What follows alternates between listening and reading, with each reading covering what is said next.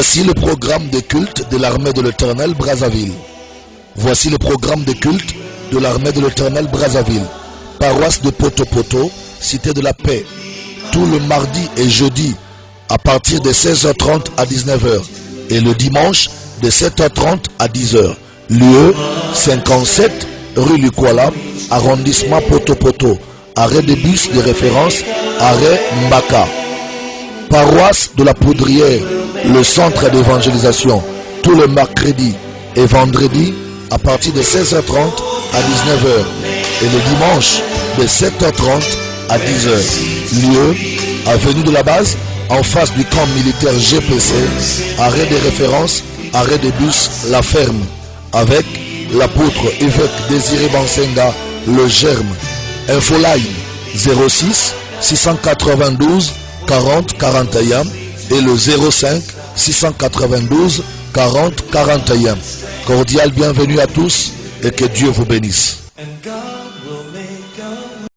Seigneur, nous voulons te dire un grand merci parce que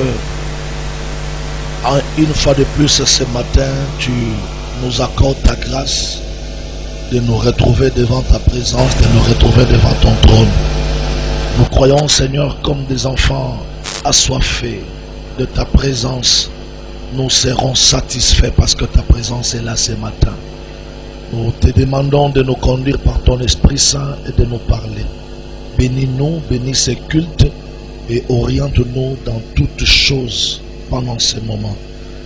Tu as dit que tu nous enseigneras toutes choses par ton onction. Que ton onction soit déployée, libérée, afin que ce moment de la parole soit un moment de grande bénédiction. Merci pour tes saints anges qui sont là en train de nous servir, en train de travailler pour notre bénédiction.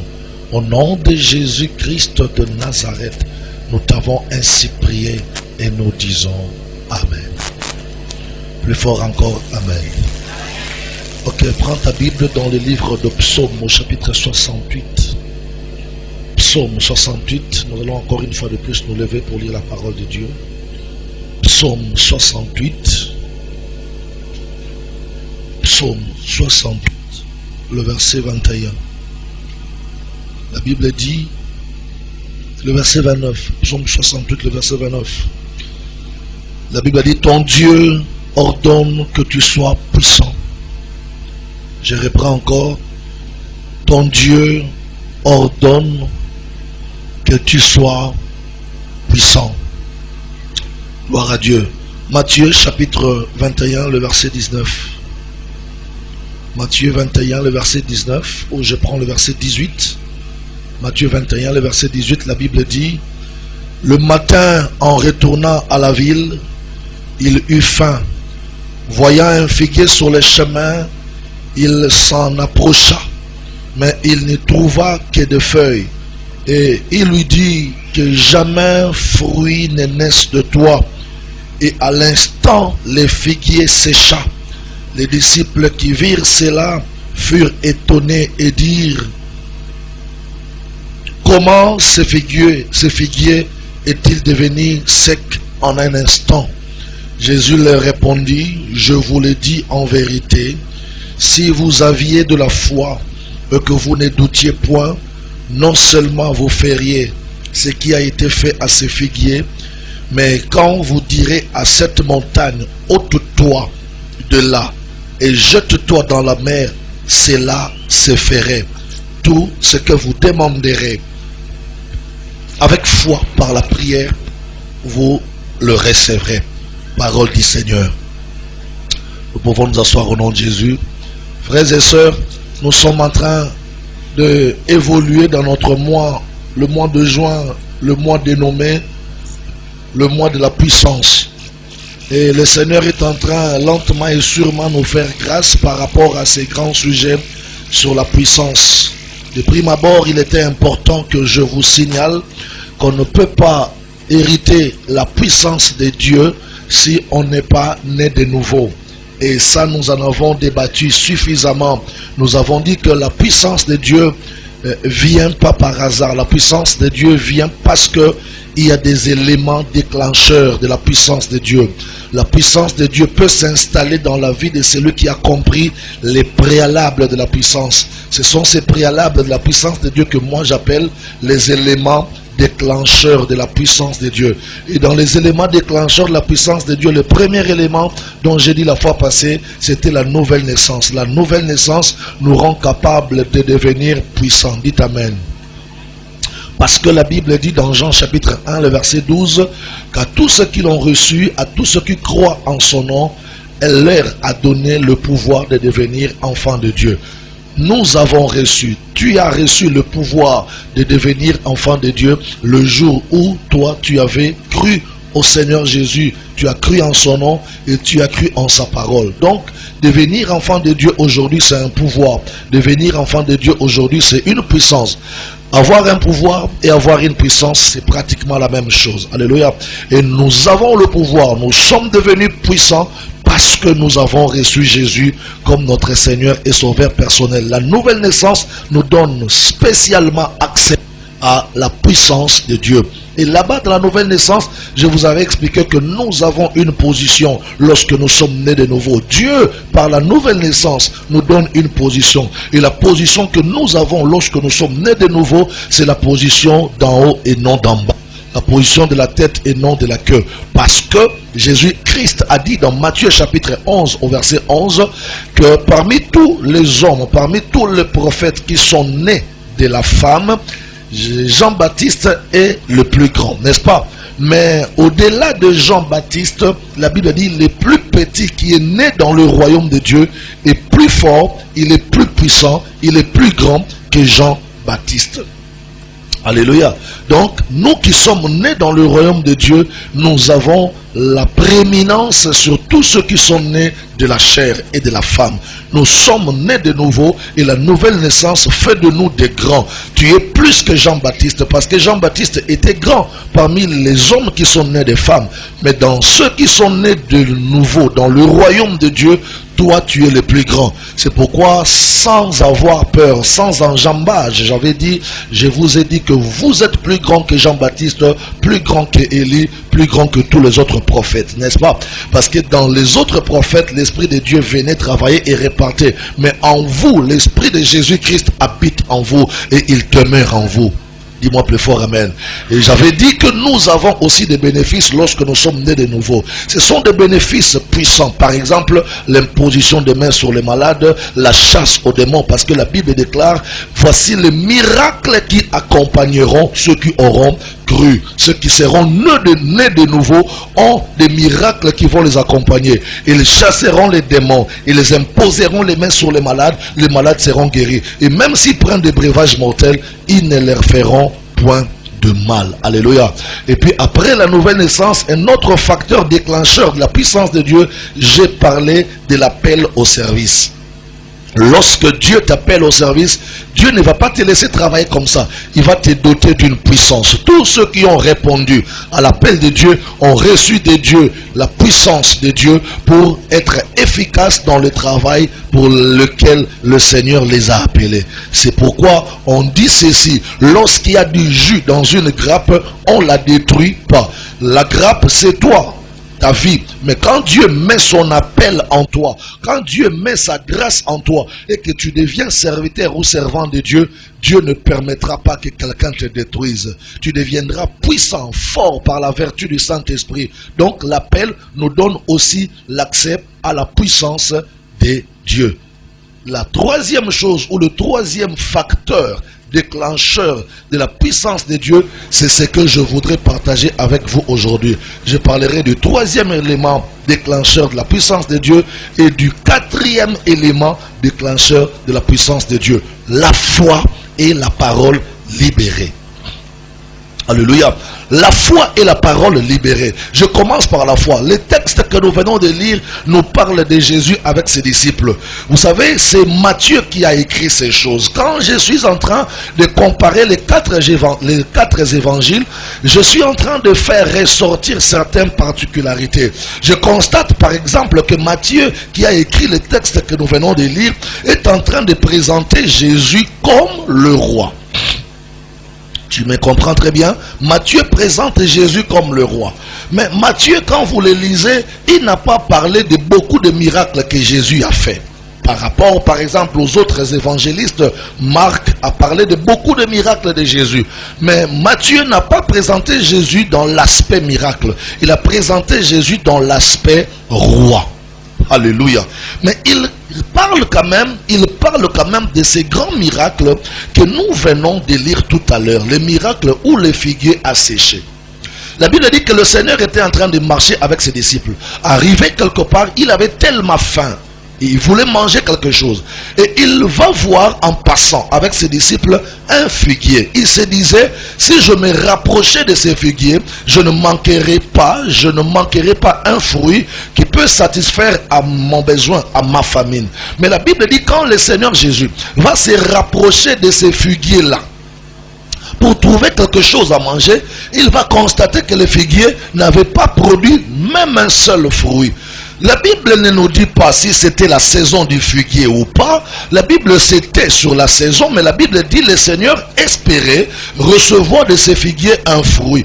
Mais quand il va s'approcher de ces figuiers, le Seigneur ne va pas voir un fruit dans ces figuiers. Et tout carrément, ou bien qu'est-ce que je veux dire, brusquement, tout à coup, le Seigneur va dire à ces figuiers, il dit, désormais, personne ne mangera encore de ton fruit. Mais ce qui est important, c'est qu'à l'instant où le Seigneur a parlé, la Bible dit à l'instant où le Seigneur a parlé, sur place, ces figuiers avaient séché. Sur place, les figuiers avaient séché. Et les disciples et les apôtres qui étaient avec Jésus vont se dire, mais comment cet homme peut maudire un figuier et sur place, le figuier va perdre la vie pour sécher carrément. Alléluia. Matthieu nous dit que le figuier a séché sur place. Mais quand vous lisez les autres évangiles, on nous informe que c'est le lendemain, quand les apôtres sont revenus sur le même chemin, qu'ils vont constater que le figuier avait séché. Mais Matthieu, lui, dans sa nuance, il nous montre que on ne devrait pas attendre demain pour constater que le figuier a séché. C'était sur place même que les apôtres de Jésus et les disciples ont constaté que ce figuier avait séché à l'instant même quand le Seigneur avait parlé. Alléluia. À l'instant même, quand le Seigneur avait parlé, le figuier avait séché. Alors, les disciples prennent la parole pour dire, Seigneur, comment peux-tu parler sur place à un figuier et le figuier va sécher aussi sur place? C'est là où le Seigneur va prendre la parole. Il dit, si vous avez la foi en vous et que vous ne doutez pas dans votre cœur et que vous parlez à une montagne de se déplacer, de quitter là où elle est pour aller se jeter quelque part, la montagne obéira. Il dit, si vous avez la foi dans votre cœur et que vous ne doutez pas, vous parlerez vous aussi avec foi, et de telles choses qui sont arrivées à ces figuiers, vous le verrez aussi vous accompagner. Mais là, le Seigneur est en train d'insister sur ce premier élément de la foi. Il nous parle de la foi. Je dis que la foi est un élément qui peut déclencher la puissance de Dieu en toi. Tous ceux qui ont été puissants avec Dieu, ils ont placé la foi en avant-plan. Sans la foi, on ne peut pas devenir puissant avec Dieu. La puissance de Dieu marche avec ceux-là qui ont la foi. C'est pourquoi Jésus a fait comprendre à ses disciples, il dit, pour que vous viviez de tels genres de choses, pour qu'une telle genre de puissance vous accompagne, lorsque vous voulez parler, parlez avec foi. Il insiste, il dit, parlez avec foi dans votre cœur et ne doutez pas au-dedans de vous. Si vous parlez avec foi dans votre cœur, sans douter au-dedans de vous, ce que vous avez vu dans ces figuiers peut aussi vous accompagner. Je vais vous inviter dans le livre de Jacques. Là-bas, tu vas voir quelque chose qui va compléter la pensée du Seigneur sur la foi. Jacques chapitre 1er. Jacques chapitre 1er et le verset 5. Jacques chapitre 1er, le verset 5. Écoutez ce que la Bible dit. Si quelqu'un d'entre vous manque de sagesse, qu'il la demande à Dieu, qui donne tout simplement et sans reproche, et elle lui sera donnée. 6. Écoutez maintenant. Mais qu'il la demande avec foi sans douter. Car celui qui doute est semblable à un flot de la mer, agité par le vent et poussé de côté et d'autre. Qu'un tel homme ne s'imagine qu'il recevra quelque chose du Seigneur. C'est un homme irrésolu, un homme inconstant dans toutes ses voies. Jacques est en train de compléter ce que le Seigneur Jésus venait de dire à ses apôtres et à ses disciples. Il dit, si quelqu'un veut demander à Dieu quelque chose, qu'il la demande de tout son cœur, mais sans douter. Alléluia. Donc, tu vois que la puissance de Dieu qui peut t'accompagner pour un miracle, pour une solution, pour un avancement dans ta vie, c'est la puissance de Dieu qui doit être soutenue par la foi. Et cette foi doit être émanant de ton cœur. C'est-à-dire que c'est depuis ton cœur que tu ne dois pas douter lorsque tu es en train de vouloir libérer la foi. Mesdames et messieurs, je vais vous dire une grande vérité. Tu ne peux pas être puissant de la part du Seigneur. Dieu ne peut pas te donner sa puissance si Dieu ne voit pas la foi en toi. Il n'y a que la foi qui peut aussi être le troisième élément qui peut déclencher la puissance de Dieu en toi. Alléluia. Mais allons-y voir ce que c'est la foi. La foi, c'est quoi? Quand nous lisons Hébreu nous donne la définition de la foi. Hébreu chapitre 11, le verset 1er. Écoutez ce que la Bible dit. La Bible dit, or la foi est une ferme assurance des choses qu'on espère, une démonstration de celles qu'on ne voit pas. Alléluia. On dit, or, la foi est une ferme assurance des choses qu'on espère et une démonstration de choses qu'on ne voit pas.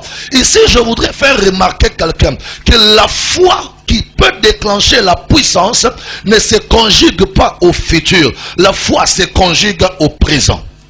Alléluia. Lorsque tu veux marcher dans la foi, lorsque tu veux être puissant avec le Seigneur, tu dois comprendre que la foi ne doit pas se conjuguer dans le futur. La foi se conjugue dans le présent. Parce que d'ailleurs, quand la traduction française commence le verset en disant « Or, la foi est une ferme assurance des choses qu'on espère ». Mais quand vous allez dans la version anglaise, on nous dit « Maintenant, la foi est une ferme assurance ». Vous voyez, le français dit « Or, la foi est une ferme assurance », mais les anglophones disent « Maintenant, la foi est une ferme assurance ». Moi, je crois à la version anglophone qui dit « Maintenant, la foi est une ferme assurance ». Parce que en matière de la foi, on n'agit pas demain. La foi s'applique dans le présent. La foi agit dans le présent. La foi agit à l'instant même. Lorsque tu as la foi maintenant, tu verras la puissance de Dieu t'accompagner maintenant. C'est comme ça que la Bible déclare, si vous parlez à une montagne sans douter dans votre cœur, vous verrez à l'instant même la chose arriver. Comme le Seigneur aussi à l'instant a parlé à ses figuiers et il a vu les figuiers sécher sur place même. On n'a pas attendu demain, on n'a pas attendu après quelques jours. La Bible dit sur place. Ça c'est Matthieu qui donne sa nuance. Il dit sur place, les figuiers avaient séché sur place. Et les disciples étaient étonnés de constater que cet homme est tellement puissant jusqu'à ce qu'il peut aller dans sa parole, sécher, maudire et sécher un figuier de cette taille-là.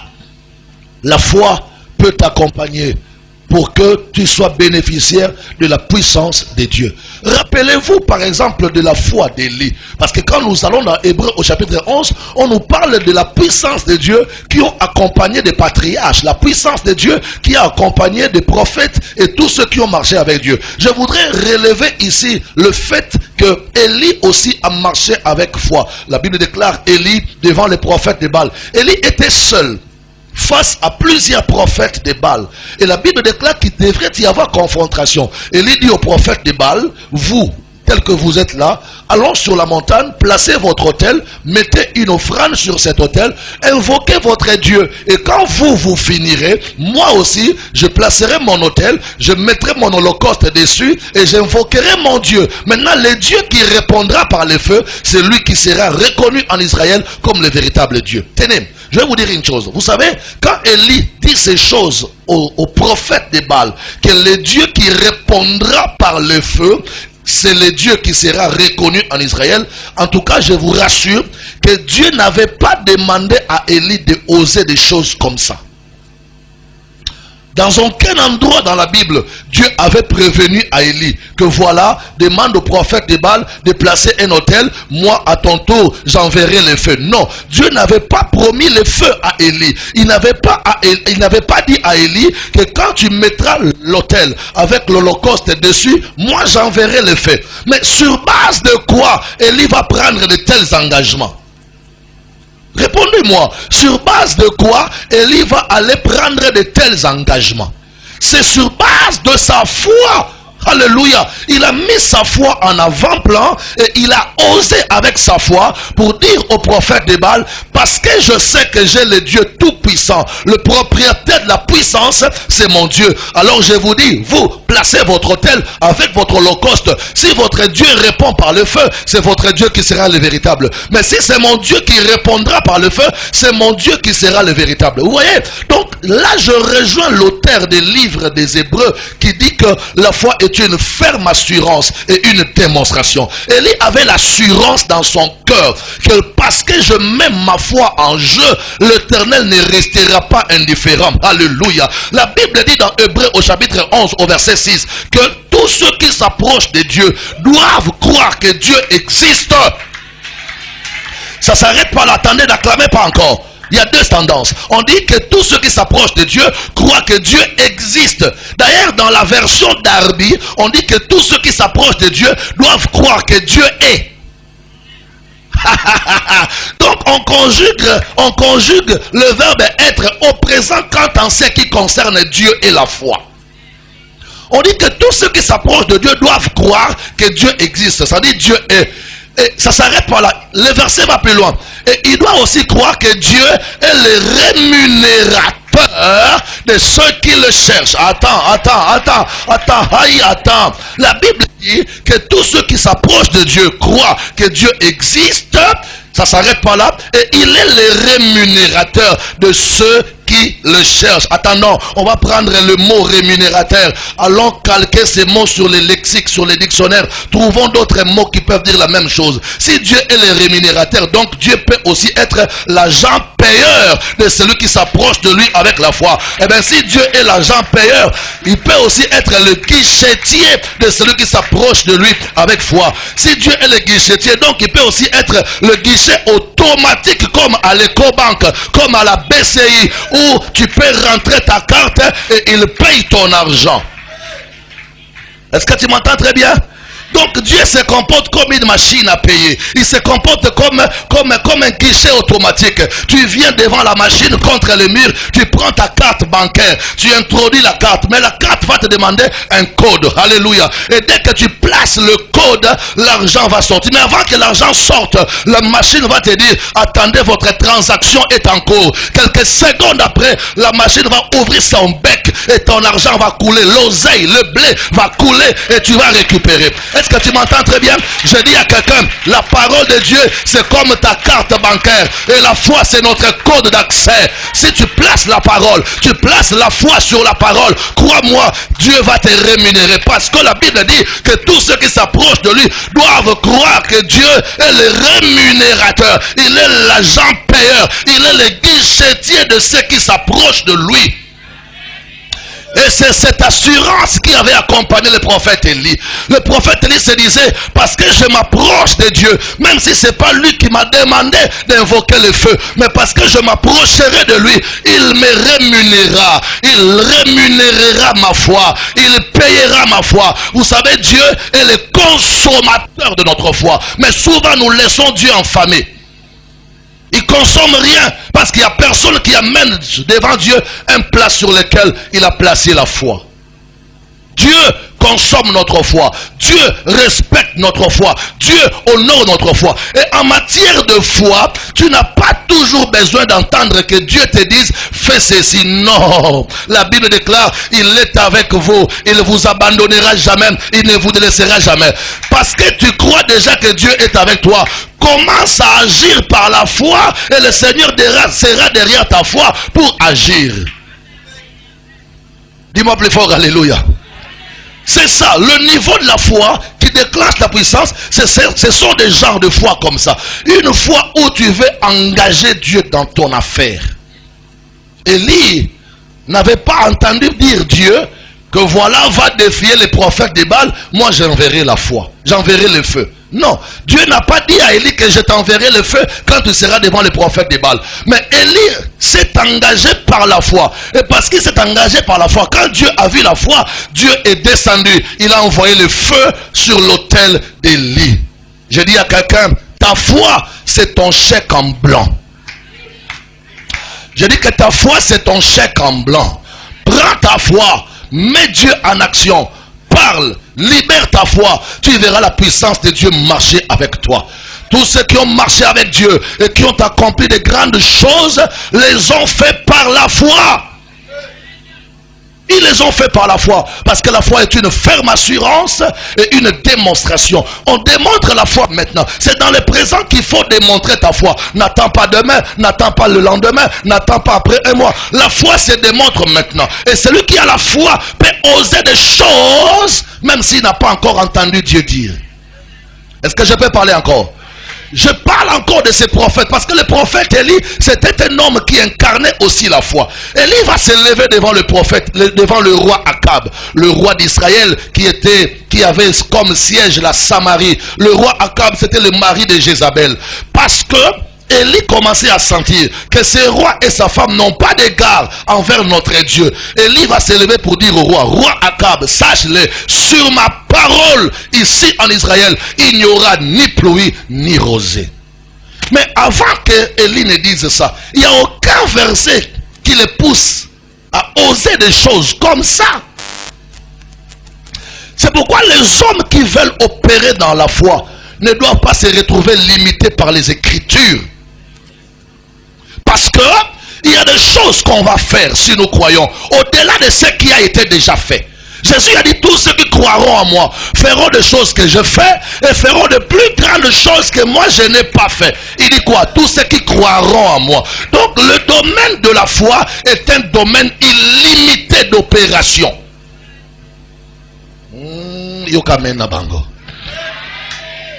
Le domaine de la foi, c'est un domaine illimité d'opération. Vous savez, les gens qui opèrent par la foi, souvent tu vas chercher à retrouver ce qu'il fait dans les Écritures. Il n'y en a pas. Pourquoi? Parce que lui-même, Jésus avait prévu que les gens qui croiront feront ce que j'ai fait, mais au-delà de ce que j'ai fait, ils feront encore de plus grandes choses que moi je n'ai pas fait. Donc le monde de la foi n'est pas un monde limité. Quelqu'un qui marche avec la foi, un homme de foi, une femme de foi, n'est pas un homme limité, n'est pas une femme limitée. Son opération peut s'étendre jusqu'au niveau où sa foi s'étendra. Aussi loin ta foi ira, aussi puissant que tu seras. Donc ne te limite pas. Que ce que tu vois ne te limite pas. Que ce que tu entends ne te limite pas. Que ce que tu ressens ne te limite pas. La foi c'est au-delà des sensations. La foi c'est au-delà de la vue. La foi c'est au-delà du toucher et du sentiment. Pour vivre de grandes puissances avec le Seigneur, il faut avoir une foi audacieuse. Moi j'appelle ça la foi audacieuse. Parce que même Jésus avait des foi audacieuses. Alléluia. On l'amène quelqu'un qui est très malade. Il regarde le malade, il dit, jeune homme, monsieur, bien-aimé, tes péchés te sont pardonnés. Lève-toi et pars. La personne reçoit le pardon du péché de la bouche de Jésus. Et aussitôt il se lève, il commence à marcher. Et les gens qui étaient autour de Jésus regardent Jésus et disent, attends, depuis quand un homme peut pardonner les péchés de notre homme? Et Jésus, sachant que les gens qui étaient autour de lui murmuraient, il leur pose la question. Il dit, qu'est-ce qui est difficile de dire à un paralytique, lève-toi, prends ton lit et marche? Qu'est-ce qui est plus difficile d'imposer les mains sur quelqu'un qui est malade pour lui dire tu es guéri par les meurtrissures de Jésus? Qu'est-ce qui est le plus difficile de bénir quelqu'un et qu'il soit béni par ta déclaration? Qu'est-ce qui est plus difficile de dire à un aveugle ouvre tes yeux et recouvre la vue? Qu'est-ce qui est plus difficile de dire à un paralytique lâche tes béquilles et marche?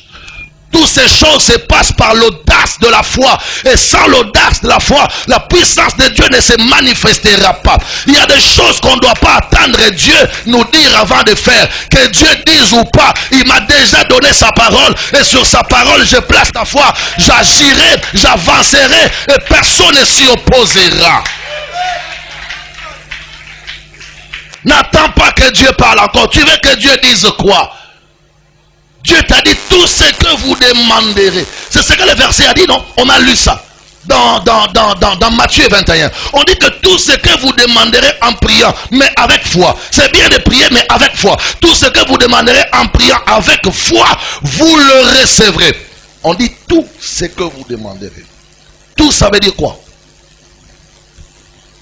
Tout, c'est tout. Et tout, c'est tout, sauf rien. Jésus dit, tout ce que vous demanderez en priant avec foi, vous le recevrez. Donc ma foi est l'élément déclencheur de la puissance de Dieu qui peut marcher avec moi. Tu feras de grandes choses si tu apprends à commencer à marcher avec la foi. Tu déplaceras des montagnes, ça veut dire tu déplaceras des situations, tu ouvriras des portes fermées si tu commences à apprendre à marcher avec la foi. Et pas n'importe quelle foi, la foi audacieuse. Frères et sœurs, il est important ici que je vous donne les plusieurs dimensions de la foi. Et maintenant je vais donner deux dimensions. La première dimension de la foi, c'est la foi salutaire. Cette foi que tout le monde a. Cette foi-là, c'est celle qui a fait que tu sois aujourd'hui enfant de Dieu. Tu as entendu la parole, tu as entendu le message, tu as cru. C'est la foi qui t'a sauvé. Moi, j'appelle ça la foi salutaire, la foi du salut. Mais il y a une seconde dimension de foi. Waouh! Ça, c'est la foi des hommes de puissance. Et moi, j'appelle ça la foi opérationnelle. La foi opérationnelle est différente de la foi salutaire. La foi opérationnelle, c'est la foi que Pierre avait. Vous savez, la différence entre Pierre et Barthélemy, c'est que Pierre avait la foi opérationnelle. C'est pourquoi son nom est resté écrit dans la Bible. Paul avait la foi opérationnelle. C'est pourquoi son nom est resté écrit dans la Bible. Mais Barthélemy, Thaddée et les autres avaient la foi, mais pas la foi opérationnelle à la dimension de Paul et de Pierre. Même Jésus sait qu'il y a des gens qui ont de foi salutaire et de foi opérationnelle. Avant d'aller ressusciter la fille qui était morte, Jésus n'a pas pris tous les apôtres. Oh, donne-moi un amen que j'accélère sur la chose. Avant d'aller ressusciter la fille qui était décédée, Jésus n'a pas pris tous les apôtres. Jésus a compris que ça, c'est une mission suicide. Waouh! C'est une mission spéciale. Alléluia. Il n'a pas pris les affermisseurs. Il n'a pas pris, je ne sais pas moi qui. Jésus a pris des hommes qui pouvaient croire que la résurrection est possible. C'est ça ton problème. Tu es limité là où ta foi est limitée.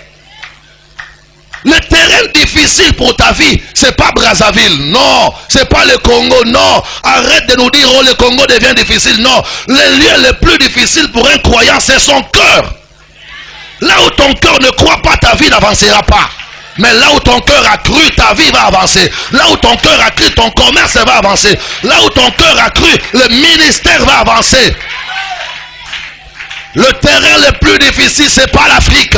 Le terrain le plus difficile, c'est le cœur de chacun. Quel est l'état de ton cœur? Est-ce que tu as un cœur qui croit? Est-ce que tu as un cœur qui croit au miracle? Est-ce que tu as un cœur qui croit que lorsque tu imposes les mains sur un malade, ce malade peut être guéri? Est-ce que tu crois dans ton cœur que tu peux oser dire à un paralytique, lève-toi et marche? Nous nous bloquons nous-mêmes lorsque notre foi est limitée. Le blocage de chacun de nous vient quand ta foi est bloquée. Quand ta foi est limitée, alors ton blocage arrive. Mais quand ta foi n'est pas encore limitée, tu vas aller très loin et tu feras de grandes choses. Et quand le Seigneur va aller prier pour l'enfant qui était décédé, il a amené Pierre, il a amené Jacques, il a amené Jean. Parce que c'était des gens qui pouvaient croire que la résurrection des morts était possible. Mais là où il allait exhorter, il a amené des gens qui croyaient à l'exhortation. Je ne dis pas que l'exhortation est mauvaise. Moi je parle de la puissance qui se manifeste par la foi audacieuse. Alléluia. Les grandes choses sont pour les gens qui ont de grandes foi. Des grands miracles, c'est pour des gens qui ont de grandes foi. Et des petites choses, c'est pour des gens qui ont de petites foi. C'est ta foi qui établira la différence entre ce que toi tu fais et ce que les autres sont en train de faire. Il dit tout ce que vous demanderez en priant. Tout ce que vous demanderez en priant. Avec foi, vous le recevrez. Donc la foi, c'est le troisième élément déclencheur de la puissance de Dieu. Mais lorsqu'on cesse de croire, la puissance cesse de t'accompagner. Est-ce que je peux parler? Quelqu'un a cru, la puissance l'a accompagné. Et quand il a cessé de croire, la puissance aussi a cessé de l'accompagner. Il s'agit ici de l'apôtre Pierre. Pierre était sur les lacs avec les autres disciples. Ils ont vu un monsieur marcher sur les eaux. Pierre, comme les autres, commençait à crier fantôme, fantôme, fantôme, fantôme. Et le monsieur qui marchait sur les eaux va répondre à Pierre. Il dit Pierre, rassure-toi, ce n'est pas un fantôme. C'est moi le maître, c'est moi le Seigneur. Pierre dit ah bon, Seigneur c'est toi? Mais moi Pierre, je t'ai jamais vu opérer dans cette dimension. Je t'ai vu guérir le malade. Ouh. Je t'ai vu imposer les mains sur les aveugles. Je t'ai vu faire d'autres choses. Mais la puissance là, de marcher sur les eaux, je n'ai jamais vu ça en toi. Depuis quand toi, le Seigneur, tu as défié le principe d'Archimède? Depuis quand? Depuis quand un corps jeté sur l'eau ne peut pas être plongé? Depuis quand? Il dit, mais c'est moi Pierre le Seigneur, c'est moi le maître. Je te rassure que ce n'est pas un fantôme, c'est moi le maître. Pierre dit, bon d'accord, si c'est toi, moi je te connais. Chaque fois que tu fais quelque chose, tu nous apprends à faire ça. Mais maintenant comme tu marches sur les eaux, apprends-moi aussi à marcher sur les eaux. Et le Seigneur dit à Pierre, il n'y a rien à t'apprendre ici. Je n'ai rien à t'apprendre. Il y a seulement à libérer la foi. Je dis à quelqu'un, il n'y a pas de magie dans ce que nous faisons. Il n'y a pas de pas de fétiche dans ce que nous faisons. Il n'y a que la foi à libérer. Par rapport à ton problème, il n'y a pas d'impossibilité. Il n'y a que ta foi que tu dois commencer à libérer. Demandez-moi pourquoi. Parce que la Bible déclare, tout est possible à celui qui croit et rien n'est impossible à Dieu. Non mais là tu dis amen, mais tu ne maîtrises pas la géométrie spirituelle. Tu parles, tu dis amen, mais la géométrie de la foi tu ne maîtrises pas. Attends, je vais te faire un croquis géométrique. Il dit, tout est possible à celui qui croit. Qui croit ici? Est-ce qu'il y a quelqu'un qui croit ici?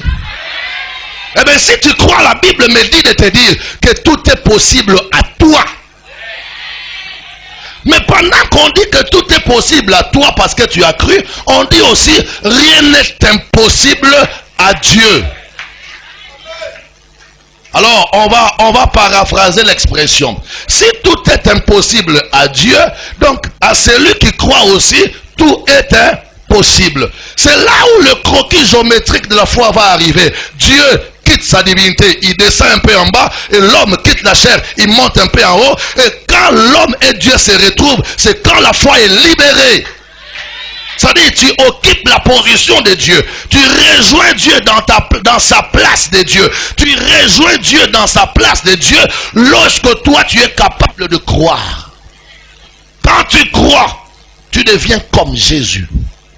Quand tu crois, tu deviens comme Dieu. C'est pourquoi il a dit, ceux qui croiront feront les œuvres que moi je fais. Est-ce que ça, c'est pas les rejoindre? Attends, quand tu fais ce que les autres font, ça veut dire quoi? Ça veut dire que tu les as rejoints. Il dit, ceux qui croiront feront de choses que je fais. Et non seulement ils feront ce que je fais, ils feront de plus grandes choses que moi je n'ai pas fait. La foi te booste. Waouh! Vous savez, le booster de la puissance, c'est la foi. L'amplificateur de la puissance, c'est la foi. Tu veux aller plus puissamment devant, et la foi. Parce que la foi va te projeter dans le monde de la puissance et dans le monde de la possibilité. Alléluia. Et quand il dit à Pierre, Pierre, bon, maintenant c'est moi le Seigneur. Tu veux venir vers moi, alors viens vers moi. Pierre a cru. Quand il a cru, il a marché quelque part sur les eaux. Mais en croyant, il a marché. À un certain moment, il va se rendre compte que je suis dans l'eau. Il y a des alligators dans l'eau. Il y a des varans dans l'eau. Il y a des requins. Requins rouges, requins blancs, requins noirs. Dans l'eau, il y a des crocodiles. Dans l'eau, il y a des hippopotames. Il y a même des anacondas dans certains eaux. Et tout cela, ça commence à influencer la foi de l'apôtre Pierre. C'est ça ton problème. Dieu n'est pas limité. Mais toi, tu es limité par les choses que tu vois. Tu es limité par les choses que tu entends. Tu as tellement entendu de mauvais prédicateurs que tes miracles sont limités parce que ta foi est limitée. Alléluia. Et quand Pierre a compris que dans cette eau-là, en bas, il y a un danger contre moi, il a arrêté de croire. Il a cessé de croire. Et la conséquence, quand on cesse de croire, on commence à faire une descente. On commence à faire un naufrage. On commence à faire une chute. Plusieurs personnes sont en train de descendre. Plusieurs personnes sont en train de chuter parce qu'ils ont cessé de croire. Reprends ta foi. La foi que tu avais là, reprends ça. La Bible dit, reprends le premier amour que tu avais pour le Seigneur. Vous savez, quand nous avions cru premièrement, on croyait que Jésus reviendrait demain matin. Quand on avait cru, on croyait que les paralytiques doivent marcher au nom de Jésus. Quand nous avons commencé le ministère, on croyait que Dieu peut guérir une tumeur. Dieu peut guérir un cancer. Mais aujourd'hui, on ne croit plus en ça. On impose des mains sur quelqu'un et puis on lui dit, va voir ton docteur. Maman, j'ai prié, mais maintenant va voir le médecin. Mais il fallait me libérer, aller directement chez le médecin. Non, tu sais, il faut commencer par la prière pour que Dieu contrôle les mains du médecin. Parce que tu crois que le médecin n'a pas Dieu. C'est une démission. C'est un forfait. C'est un échec déclaré. Lorsqu'on impose la main à quelqu'un et qu'à la clinique du ciel, il n'y a pas de miracle, et puis on l'envoie à la clinique terrestre. C'est un échec. En tout cas, moi j'ai décidé, j'impose des mains sur toi. Si tu vas aller à l'hôpital, c'est toi qui vas aller. Mais moi, je t'enverrai pas là-bas. Parce que imposer les mains sur toi et te renvoyer à l'hôpital, c'est comme si j'annulais mon imposition de main. Moi, je vais seulement prier. C'est pas à moi de t'envoyer dans un hôpital. Si tu partiras, pars. Si tu partiras pas aussi, moi, j'ai déjà placé ma foi et je dois attendre les résultats de la foi. Waouh! Lorsqu'on croit, il ne faut plus douter après. Car celui qui doute, c'est un homme inconstant. C'est un homme irrésolu. Toi, fais seulement, fais par la foi. Ne cherche pas à savoir, après avoir fait, qu'est-ce qui arrivera. Ton problème, c'est de faire. Dieu va prendre ses responsabilités. Dieu va prendre sa charge. Parce que nous servons un Dieu sérieux. Nous prêchons un Dieu responsable. Ce n'est pas un Dieu qui abandonne ses enfants. Il a dit, je ne vous abandonnerai jamais. Je ne vous délaisserai jamais. Je vous accompagnerai. Je serai avec vous jusqu'à la fin de tout le temps. Moi, j'impose les mains et le reste, Dieu va accompagner. Je commence, je déclenche quelque chose. Le reste, c'est pas moi. Le reste, Dieu va s'en occuper. Je commence la construction, le reste, Dieu va faire. Je commence la croisade, le reste, Dieu va faire. Même quand j'enseigne, là, j'enseigne. Je ne sais pas ce que Dieu va faire. Mais ce que je sais après mon message, Dieu va faire quelque chose. Vous savez, quand on veut rentrer dans la peau de Dieu et chercher à savoir ce qui va arriver après votre déclaration, alors là, on échouera déjà. C'est comme un enfant qui avait lu dans sa Bible qu'il était écrit que lorsque tu parleras à une montagne, tu diras à une montagne, déplace-toi de là, jette-toi dans la mer, la montagne se déplacerait. Cet enfant a lu ça dans la Bible, c'est la parole de Dieu, n'est-ce pas? Il dit, je vais pratiquer cette parole parce qu'il était un nouveau converti. Il dit, la Bible dit que lorsque tu dis à une montagne, déplace-toi de là et jette-toi dans la mer, la montagne se déplacerait et se jetterait dans la mer. Alors cet enfant habitait vers le Canada au nord, là il fait très froid. Mais vous savez dans les zones du nord, vers le pôle nord, il y a des eaux qui donnent naissance à des montagnes glaciaires. On appelle ça en géographie iceberg. Des montagnes en glace qui poussent de manière pointue sur des grandes cours d'eau. Et ce sont des obstacles dangereux pour la navigation marine. Plusieurs bateaux ont fait naufrage dans ces secteurs-là parce que le bas du bateau a cogné la montagne en glace et ça peut déchirer le fer en acier du bateau.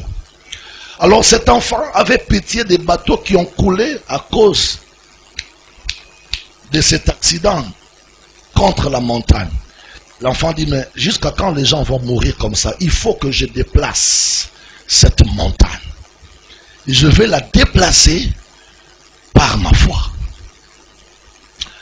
Il se lève un matin après avoir pris non, il n'avait même pas pris son déjeuner. Il dit, je me lève, je ne sors pas, je parle à personne, je ne prends même pas mon petit déjeuner et je vais directement commander à la montagne. Sa chambre était haute parce qu'ils habitaient dans un duplex. Il monte sur sa chambre en haut, il ouvre les fenêtres, il voit devant sa fenêtre l'océan. Et dans l'océan, il y avait une montagne en glace. Il dit, bon, aujourd'hui, la parole de Dieu va s'accomplir. Jusque-là, tout marchait bien. Le mécanisme a déclenché. Parce que le mécanisme de la puissance et des miracles déclenche quand tu retrouves une parole de Dieu concernant ton problème. Il a retrouvé une parole concernant la montagne qui doit être déplacée. Donc c'est bon. Maintenant il dit à la montagne, montagne, tu as beaucoup causé d'accidents aux navires qui passent ici. Au nom de Jésus-Christ de Nazareth, il est écrit que je parlerai aux montagnes et les montagnes se déplaceraient. Je m'adresse à toi, montagne. Quitte là où tu es et va te jeter de l'autre côté. Quand il dit ça, il se souvient que Jacques aussi avait dit que lorsque tu parles, il faut croire et ne jamais douter. Après avoir parlé directement, il ferme la fenêtre, il tourne. Il dit, bon, j'ai parlé. La montagne va disparaître. Or, le problème, ce n'est pas le théâtre que tu fais. Le problème, ce n'est pas les impressions, les attitudes que tu prends. Le problème, c'est le cœur, parce que Dieu ne sonde pas les pieds. Il ne sonde pas les bras. Dieu ne sonde pas le ventre. En matière de Dieu, Dieu sonde le cœur. Or, dans son cœur, bien qu'il a parlé, mais il ne croyait pas que sa parole pouvait déplacer la montagne. Ça, c'est le problème de beaucoup de gens qui m'entendent aujourd'hui. Seigneur, je suis guéri de cette maladie. Mais lui-même après, il dit, maladie,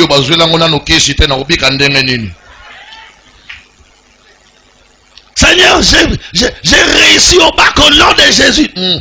Philosophie, si j'ai mon côté, c'est-à-dire, en même temps, il déclare, en même temps, il pense à ses imperfections. Non, Dieu ne fonctionne pas comme ça. Dieu ne fonctionne pas avec la négativité.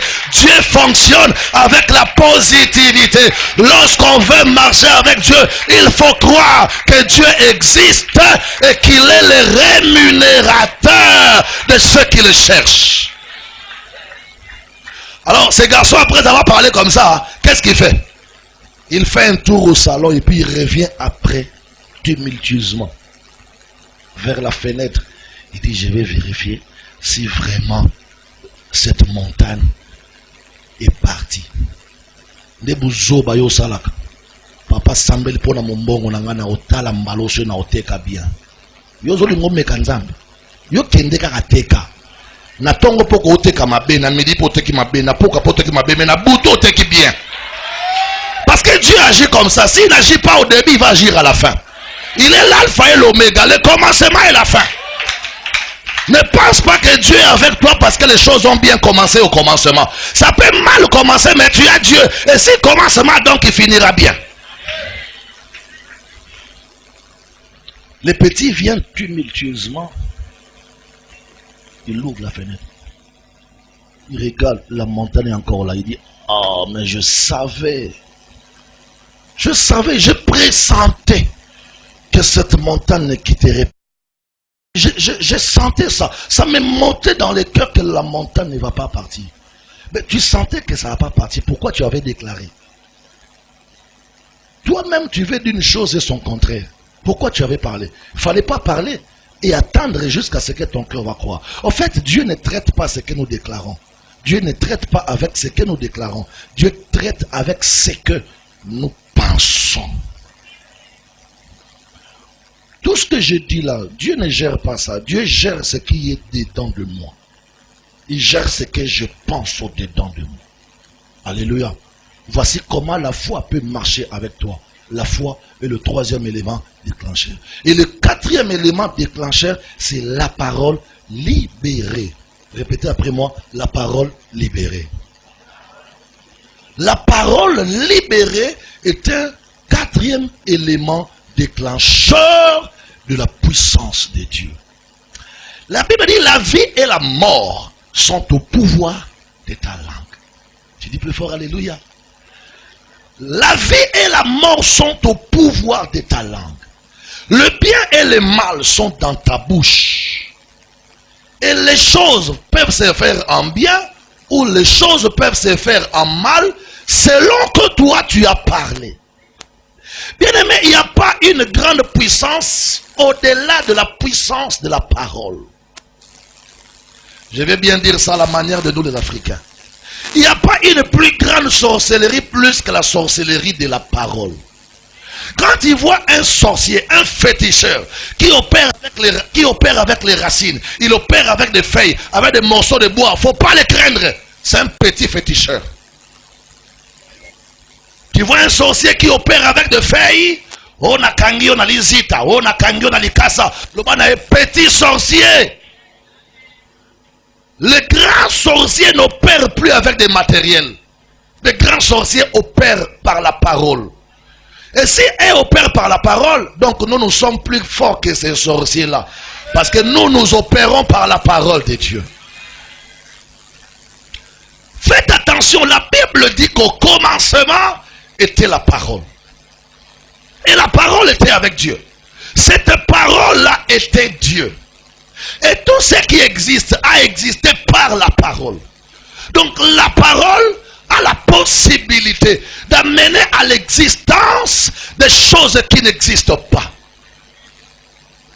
Sans la déclaration de la parole, sans la parole libérée, tu ne peux pas vivre la puissance de Dieu. C'est pourquoi moi j'aime la parole de Dieu. Même quand je suis en train d'enseigner comme ça, il y a quelqu'un qui est attentif et qui est en train de me suivre. C'est seulement par ton attention, la parole rentre en toi et quelque chose s'opère. Pendant que l'apôtre Paul était en train d'enseigner, un monsieur regardait Paul en train d'enseigner. La Bible dit que ce monsieur était paralytique. Paul n'a pas imposé les mains sur ces messieurs. Paul n'a pas touché ces messieurs. Paul n'a même pas oint d'huile ces messieurs. Mais seulement parce que ces messieurs écoutaient la parole. La parole est rentrée en lui abondamment. Il s'est levé et a commencé à marcher sans se rendre compte qu'il était guéri. Et que dirais-je de notre Seigneur Jésus? Jésus était poursuivi. On devrait l'arrêter. On envoie des huissiers avec un mandat d'amener. Quand les huissiers arrivent là où Jésus était, malheureusement pour ces huissiers, ils ont trouvé Jésus en train de libérer la parole. Aucun huissier n'a pu l'attraper. Et ils se sont mis à écouter Jésus. En écoutant leur convocation, les mandats d'amener sont tombés. Et ils se sont rendus compte qu'ils n'ont pas arrêté les messieurs. Ils rentrent au commissariat, on leur pose la question. Mais où est la personne dont on vous a demandé de ramener ici? Il dit non, attendez, chef. Aucun homme n'a parlé comme cet homme. Le chef dit, ça veut dire quoi? Il dit, chef, pendant qu'il parlait, on ne pouvait même pas s'approcher de lui. La parole de Dieu qui sort de ta bouche est un élément déclencheur de la puissance de Dieu pour ta protection, pour ton élévation, pour ta sécurité, pour ta bénédiction. Jésus a dit au figuier que plus personne ne mange de ton fruit. Et qu'est-ce qui s'est passé? Les choses se sont passées telles que le Seigneur avait déclaré. Je veux que quelqu'un qui m'entend maintenant devienne capable de parler à sa situation. Tu as des situations, mais devant lesquelles tu ne parles pas. Tout ce que tu fais, c'est pleurer devant tes situations. Mais jamais tu n'as parlé. Jamais tu as parlé et jamais tu as commandé à tes situations. Il faut savoir à partir d'aujourd'hui que tout ce qui existe écoute. Tout ce qui existe écoute. Si un problème, une maladie a commencé à exister dans ton corps, sache aussi que ce problème ou cette maladie a des oreilles pour écouter. Tu peux lui parler. Tu peux s'adresser à lui. Tu peux lui dire des choses. C'est comme ça que je dis à quelqu'un. Ce que tu diras, Dieu est derrière ta parole pour l'exécuter. Il dit, je suis derrière les paroles de mes serviteurs afin de l'accomplir. Élie, plusieurs fois, il a défié les enfants d'Israël. Il a défié Akab par sa parole. Il dit, sinon à ma parole. Pas à la parole du Seigneur. Pas à la parole de l'Éternel.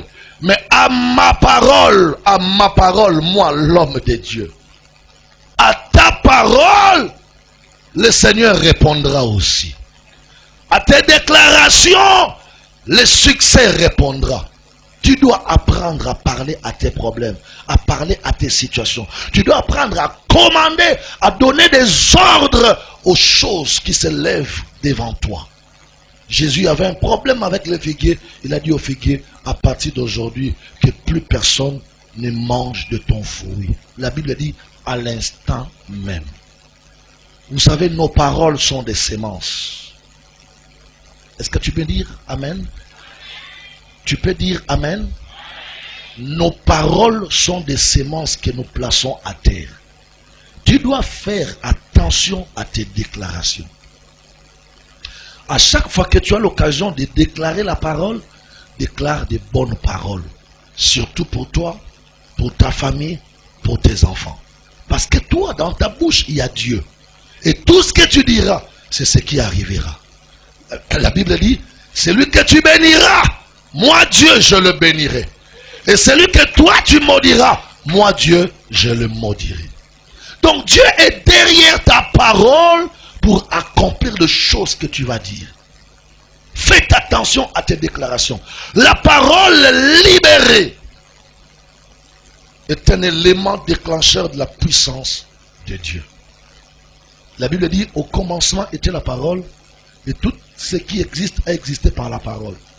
Mais c'est quelle parole qui était au commencement? Au commencement était la parole, et tout ce qui a été créé a été créé par la parole. Mais c'était quelle parole? C'était la Bible? Non. Au commencement, c'était la parole qui sortait de la bouche de Dieu. Les déclarations de Dieu. Il disait que la lumière soit, et la lumière fut. Que les eaux d'en bas se séparent des eaux d'en haut.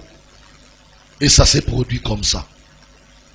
Il y a quelqu'un, notre Dieu, qui a ouvert la bouche pour parler. Je veux ce matin que quelqu'un se lève pour parler. Parle à ta santé. Parle à tes affaires. Parle sur tes études. Parle sur tes enfants. Parle sur ton agence. Parle sur ton bureau. Parle sur tes blocages. Parle sur toute situation qui est devant toi. Et Dieu est derrière tes paroles afin de l'accomplir. Je parlais de la foi et de la parole libérée. Que Dieu vous bénisse.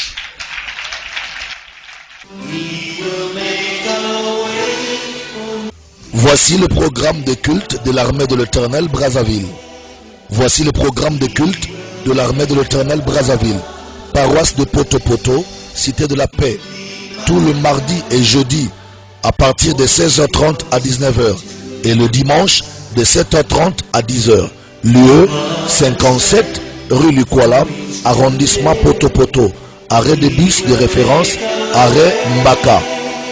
Paroisse de la Poudrière, le centre d'évangélisation, tous les mercredis et vendredis à partir de 16h30 à 19h et le dimanche de 7h30 à 10h. Lieu, avenue de la Base, en face du camp militaire GPC, arrêt de référence, arrêt de bus La Ferme, avec l'apôtre évêque Désiré Bansenga, le Germe.